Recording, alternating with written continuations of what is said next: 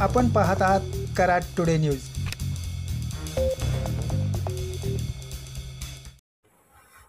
कोयना नदीवर कराड शहरातून जाणाऱ्या गुहागर पंढरपूर रोडवर ब्रिटिश सरकारने 1868 साली बांधलेला हा ब्रिटिशकालीन कोयना पूल आजच्या घडीला 157 वर्षापूर्वीचा हा ऐतिहासिक पूल आजही सेवा देत आहे।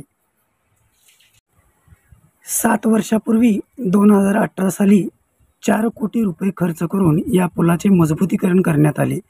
नवीन कोयना पूल कोल्हापूर नाका परिसरात होणारी वाहतूक कोंडी यावर तोडगा काढण्यासाठी माजी मुख्यमंत्री पृथ्वीराज चव्हाण यांनी या पुलाचे मजबूतीकरण करून हलक्या वाहनांसाठी हा पूल खुला केला।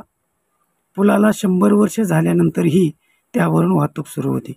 मात्र कालांतराने या पुलावरील वाहतूक बंद करून तो पादचाऱ्यांसाठी सुरू ठेवला होता। आता या पुलाच्या जागी नवीन पूल उभारण्याच्या हालचाली सुरू झाल्या आहेत। आमदार डॉक्टर अतुल भोसले यांच्या प्रयत्नाने नवीन पुलासाठी 50 कोटी रुपये मंजूर झाले आहेत। त्यामुळे नवीन पुलासाठी नदीपात्रात 10 ते 12 मीटरवर खडक स्तराचे नमुने घेण्यासाठी पायलिंग सुरू करण्यात आले आहे। सध्या 6 पदरीकरणाच्या कामामुळे कोल्हापूर नाका नवीन कोयना पूल पाटण तिकाटणे या ठिकाणी वाहतुकीची कोंडी होत असली तरी या जुन्या पुलावरील हलकी वाहतूक सुरू असल्याने शहरात येण्यासाठी पुलाच्या मजबूतीकरणानंतर हा जुना पूल महत्त्वाची भूमिका बजावत आहे।